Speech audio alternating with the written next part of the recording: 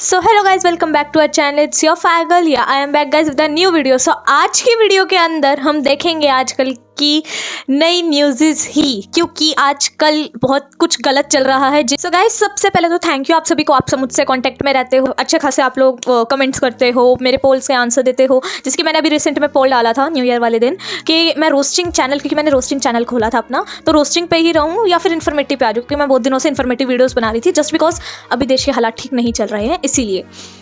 तो आप लोगों का सिंपल, मेरे को बताने की ज़रूरत नहीं है कि आप लोगों की क्या मर्ज़ी है, आप लोग खुद देख के समझ चुके होंगे कि आप लोगों की क्या मर्ज़ी है। फिर उसके बाद जो मैंने पिछली वीडियो डाली थी उसके स्टेटमेंट दी थी कि मेरे को क्यों ये नहीं करना है और इन्फॉर्मेटिव वीडियोस वाला। उसके कमेंट सेक्शन में भी आप लोगों ने यही लिखा था, डोंट गिव अप, आप करो, आप अच्छा कर रहे हो, आप सच्चाई कोई नहीं बोलता, मतलब ऐसे में समथिंग बहुत से कमेंट्स है, मैं यहाँ पे लगा दूँगी, आप देख लेना। बात एक्चुअली ये है कि मेरे को मेरी फैमिली कह रही थी कि ऐसी वीडियोस मत बना, क्योंकि आप भी जानते हो आजकल के देश में सच्चाई बोलना डेंजर है, डेंजर। लॉबी से मुझे मारते हुए और उस मंच तक लग गए जहाँ मीडिया बैठती है, तो उस लॉबी में कम से कम 50-60 पुलिस वाले। मैंने हर किसी के हाथ जोड़े, जो लोग मेरी रीच में आए मैंने उनका हाथ पकड़ा, क्योंकि मैं उनका मूड समझ गया था। वो लोग मुझे मुल्ला कह रहे थे, आतंकी कह रहे थे, ना मुझे पुलिस वालों ने बचाया। मैंने ANI के जर्नलिस्ट का हाथ पकड़ा, मैंने आज तक की जर्नलिस्ट से रिक्वेस्ट की, ना उन लोगों ने मुझे बचाया।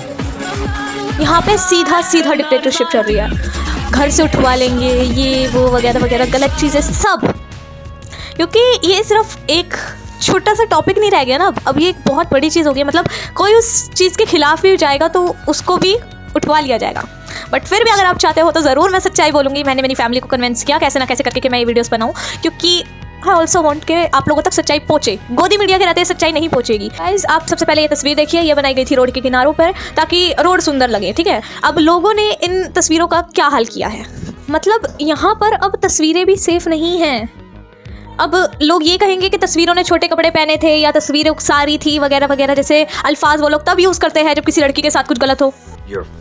इससे पता चलता है कि हमारे देश की मेंटालिटी क्या है, हमारे देश के लोगों की मेंटालिटी क्या है। आप लोगों को समझना चाहिए कि कौन है इस चीज़ का दोषी। इस चीज़ में हम सब की गलती है। मैं पेंटिंग्स की बात नहीं कर रही, जिन पेंटिंग्स के साथ हरकत की गई है मैं उस हरकत की बात कर रही हूँ। पेंटिंग्स को छोड़ो, यहाँ पे लड़कियों के भी यही हाल है। लड़कियां अनसेफ क्यों हैं? क्योंकि जो हमारी सेफ्टी के लिए हम चुनते हैं नेताओं को, हम जो पार्टियों को चुनते हैं, उनके एक जिनको हम हमारी सेफ्टी के लिए चुन रहे हैं वो लोग ऐसे हैं। ये लोग ऐसे हैं तो मैं क्या कहूँ। ना सिर्फ एक पार्षद के लिए हम क्यों किसी पार्टी को ब्लेम करेंगे। अब दूसरे एक नेता जो इसी पार्टी से बिलोंग करते हैं, जिनका एब्स्टीन फाइल में भी नाम आया है। अब जिनको एब्स्टीन फाइल नहीं पता उसके बारे में मैं डिटेलिंग में बताऊंगी यहाँ पे। आप पहले के एक नेता हरदीप सिंह पुरी, ये इनका नाम आया एब्स्टीन फाइल में। अब एब्स्टीन फाइल क्या है मैं आपको डिटेलिंग में अभी समझाऊंगी, पहले आप समझ लीजिए। आप इतना मान लीजिए कि वो एक सेक्स ट्रैफिकिंग का केस है, उस केस के अंदर इनका भी नाम आया है, ठीक है। तो मतलब हमारी जो सेफ्टी का वादा देते हैं, जो कहते हैं हम हमारी बहन, बेटी, माँ, बहनें सबको बचाएंगे, सबको सेफ रखेंगे, हम महिला को सुरक्षित रखेंगे, सुरक्षा प्रदान करेंगे, ये सुरक्षा है। यहाँ पे पेंटिंग की सुरक्षा नहीं हो पा रही इन लोगों से, हमारी सुरक्षा करेंगे, ठीक है। मैं नेताओं पे भी ज़्यादा नहीं बोलती क्योंकि डिक्टेटरशिप चल रही है। तो जी हाँ गाइस, आज के वीडियो के अंदर हम ऐसे ही वुमेन सेफ्टी के ऊपर बात करने वाले हैं। आज का टॉपिक वुमेन सेफ्टी ही है। तो मैं आप लोगों को एक केस बताना चाहती हूँ अंकिता भंडारी का, जो अभी लेटेस्ट में बहुत ज़्यादा चल रहा है।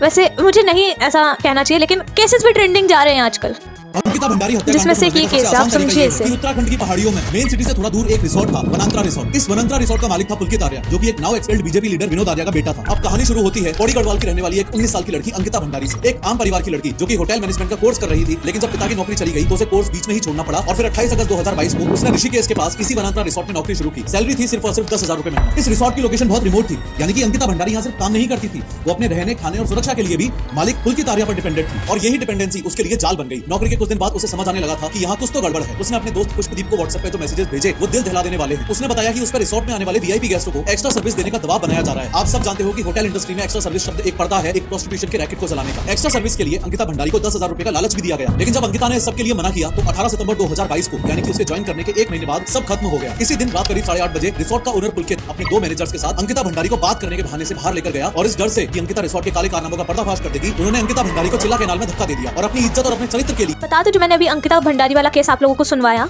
उसमें इन लोगों को कोई सज़ा नहीं मिली है और ये सारे अभी तक जिंदा हैं। मतलब आप समझ सकते हैं कि लड़कियां देश में सेफ़ नहीं हैं, लड़कियां ऑफिस एरिया में सेफ़ नहीं हैं, अब बच्चियां अपने घर में भी सेफ़ नहीं होती। वो तो शुरू से ही पता है, सबसे ज़्यादा तो फैमिली के अंदर ही होता है। बहुत सी लड़कियां, आप इंस्टाग्राम के कमेंट सेक्शन में भी देखोगे ना, कितने केसेस आपको ऐसे मिल जाएंगे। ठीक है, तो लड़कियां अपने घर में भी सेफ़ नहीं है, तो कहाँ जाए? जिनको हम वोट दे के चुनते हैं, वैसे वोट दे के नहीं चुना इनको किसी ने भी, अपने आप आ गए इलेक्ट होके, पता नहीं कैसे, वोट चोरी से, पहले भी मैं बता चुकी हूँ। लेकिन अब यहाँ पे हम सेफ भी नहीं है। उन्हीं के, अब जो ये अंकिता भंडारी वाला केस है, इसमें भी भाजपा के एक नेता का नाम आया। मतलब आप खुद समझिए एप्स्टीन्स फाइल क्या है। अब मैं आप लोगों को डिटेलिंग में समझाती हूँ।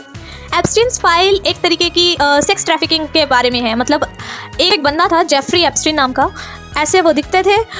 वो मैथ्स के टीचर होते थे, उनको बिजनेस में थोड़ा बहुत शौक आया, वहाँ से वो थोड़े से रिच हुए, बिजनेस में गए, वहाँ पे जाके उन्होंने एक आइलैंड खरीदा।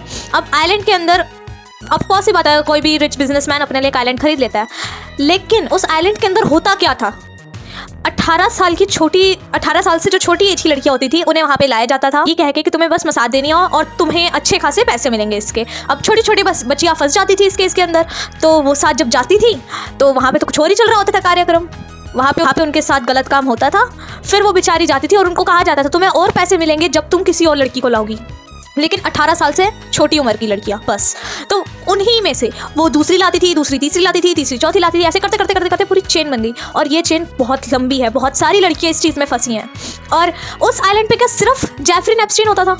जी नहीं, इसके अंदर इतने बड़े बड़े दिग्गज नाम बाहर आ रहे हैं, जैसे कि डोनाल्ड ट्रंप, भाजपा के नेता, सबसे बड़े साइंटिस्ट स्टीफन हॉकिंस, और भी बहुत बड़े बड़े नाम। मतलब मैं यहाँ पे फोटोज लगा दूंगी, आप देखिए सारी फोटोज, आपके पास प्रूफ है, मतलब मेरे पास प्रूफ है, मैं प्रूफ के साथ दिखा रही हूँ, ये सब कुछ सच है। was in her early 20s when she was hired and abused by Jeffrey Epstein in the mid-1990s. His body so you can follow my instructions. It just looked like a legitimate massage. Then they also started asking me questions about my life. I really, really wanted this job, so I opened up to them. I said, look, this is an opportunity of a lifetime for me. I've been on the streets. Normally, I would either get it from the secretary, would leave it in a drawer in the massage room. How often do you think It was you like were there? Yeah, like once a week, twice a week, my freshman year. Did you ever tell him your age? I told the recruiter, I've mentioned it in front of him, yes. You're 14 years old. Yeah, he knew very well my age. You know exactly, you know.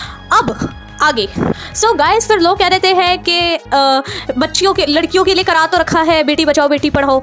So guys, जब इस बेटी बचाओ बेटी पढ़ाओ अभियान का ब्यौरा दिया गया तो उसके अंदर एक देखने को मिलती है कि 80% तक जो इस अभियान का पैसा था वो एडवर्टीजमेंट में लगाया गया, बेटी बचाओ बेटी पढ़ाओ अभियान के। फिर चाहे वो टीवी एडवर्टीजमेंट हो, बस पे हो, बड़े बड़े बोर्ड्स पे हो, रोडों पे हो, कहीं पर भी हो, वहाँ पे लगवाने के लिए 80% तक वहाँ पे लगाने के लिए वेस्ट किया गया पैसा। और सिर्फ 20% पैसा गया है असली में इस अभियान में। मैं नहीं कह रही ये बात, विश्वास नहीं हो रहा मुझ पे, कोई बात नहीं, आप भी खुद पढ़िए, मत करो मुझ पे भरोसा।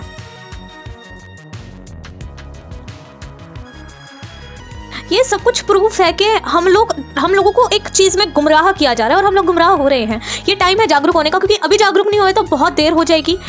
वो टाइम आ जाएगा जिस टाइम हम कुछ नहीं कर पाएंगे तो सिचुएशन ज़्यादा गलत हो जाएगी। अभी टाइम है, हम बदल सकते हैं सिचुएशन को, तो प्लीज़ हेल्प और बदलो। हमारे असेंबली हॉल के अंदर रेप को लेके मजाक बनाए जा रहे हैं। इस वीडियो के अंदर आप देखिए क्या कह रहे हैं, Lie down and और enjoy it. हंस रहे हो उसके बाद। That's exactly the position into which you are. का नाम अमायरा है, वो मतलब इतनी बड़ी क्लास में नहीं थी, लेकिन उसकी क्लास के बच्चे उससे बुली करते थे। और वो ये बात अपनी मैम को बहुत बार बता चुकी थी, अपने स्कूल को बता चुकी थी, अपने पेरेंट्स को बता चुकी थी। उसके पेरेंट्स ने आकर प्रिंसिपल मैम से भी कंप्लेंट किया, पर प्रिंसिपल मैम ने भी कोई एक्शन नहीं लिया था। इनफैक्ट अमायरा के जाने के थोड़े टाइम पहले भी वो अपनी टीचर के पास जाके यही बोलती है कि मैम वो बच्चे मुझे बुली कर रहे हैं। वो इतनी फ्रस्ट्रेट हो जाती है, वो छोटी सी लड़की, ये अमायरा छोटी सी लड़की सुसाइड कर लेती है। कैसे? ये फुटेज, कूद जाती है बिल्डिंग से। और ये देखने के बाद जो करना चाहिए, मतलब ये देखने के बाद मैं नहीं कह रही कि ये वीडियो ज़्यादा से ज़्यादा शेयर करो। मैं सच बताऊँ, व्यूज़, कंटेंट या फेमस होने के लिए मैं ये वीडियोस नहीं बना रही। मैं ये वीडियोस बना रही हूँ कि इन्फॉर्मेशन आप तक पहुँचे। मैंने रोस्टिंग की शुरू की थी क्योंकि मुझे शौक था, और इन्फॉर्मेटिव पे मैं आई क्योंकि आप लोगों के पहले ही कमेंट्स आए थे और अब ये है, तो इसीलिए ठीक है। तो इस वीडियो को शेयर करना ना करना ये आपके ऊपर है। कमेंट कीजिए, कमेंट करना आप लोगों के ऊपर है। आप लोगों को जिस टॉपिक पे, जिस चीज़ पे आप लोगों को वीडियो देखनी है, आप कमेंट कीजिए, मैं वीडियो बनाऊंगी, ज़रूर बनाऊंगी। ये बहुत ही सीरियस मुद्दा है, इस पे मीम्स वगैरह जो बन रहे हैं वो चीज़ गलत है। आप लोग अपने माइंड से सोचिए, एक बार खुद को उस पोजीशन में रख के देखिए, तब आपको मे बी फील हुई। आज की वीडियो यही पे एंड करते हैं। इस चैनल को लाइक कीजिए, कमेंट कीजिए, सब्सक्राइब कीजिए एंड या bye bye queries, bye bye queries. देखो देश जो है ना वो हम है, हम कुछ करेंगे तो देश सुधरेगा। हम किसी और के अंदर नहीं लाएंगे चेंज, हम अपने अंदर एक चेंज ले आते हैं कि हर लड़की को एक इंसान मानना शुरू कर देते हैं बस, और कोई चेंज नहीं लाना बस, और कुछ नहीं करना आपने, बस हर लड़की को एक इंसान के रूप में देखो कि वो भी इंसान है, उसको भी दर्द होता है, बस सब ठीक हो जाएगा अपने आप।